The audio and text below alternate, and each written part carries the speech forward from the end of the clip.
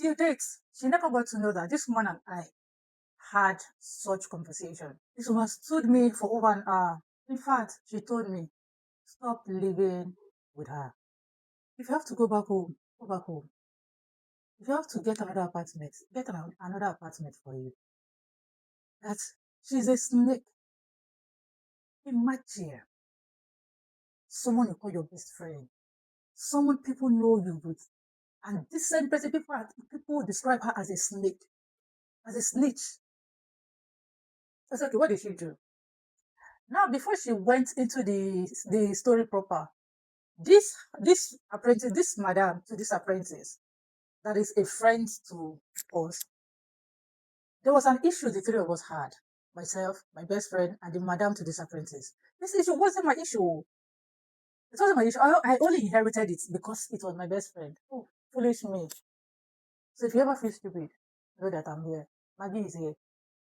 This issue was never my issue because when she had her event, I went for the event. It was in Edo State. I traveled. I was there. She never had issue with me, and I had no issue with her. But where the issue affected me was because I inherited something that wasn't mine. I was fighting for these idiots. This bomb. Oh God.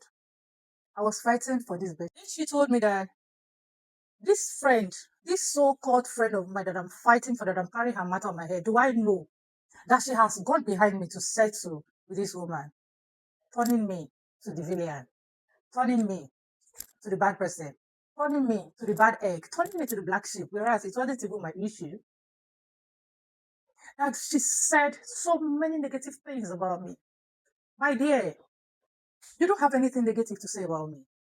There is absolutely nothing. Because as at then, your survivor was solely on me. Girl, I told this woman, I said she has got absolutely nothing on me. Because then her survivor was solely on me, was basically on me. Yes, she accommodated me quite all right. But you see, her survivor was on me. So what is that? That I should be like, I should be careful. She's not the kind of person I should associate with. That was why she now went further to tell me, do I know? She said, Maggie, do you know that this person usually send nude pictures to my husband in South Africa? I said, it's a lie. I said, please do not say that. I think she brought out her phone to show me evidence. I said, she doesn't know your husband. Is your husband back? She said, no. That she knows her husband through Facebook. Because they are friends. She was aware when they got married. So he knows the man's full name. According to her, was she the one that searched the man out on Facebook? I can't remember anyway. But she said, this best friend of mine literally sent nude pictures, her nude pictures to her husband in South Africa, that it almost ruined their marriage. Alright. Like, I became cold. I was cold. You see, that day, I called my brother. I told him I don't want to stay here anymore. I was literally crying. I cried when I was discussing with my brother. I told him I don't want to stay here anymore.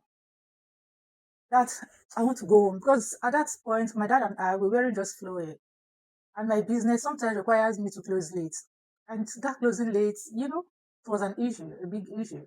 My brother, he advised me because I said, okay, fine, I need to go get an apartment, even if now face me slap you, eh?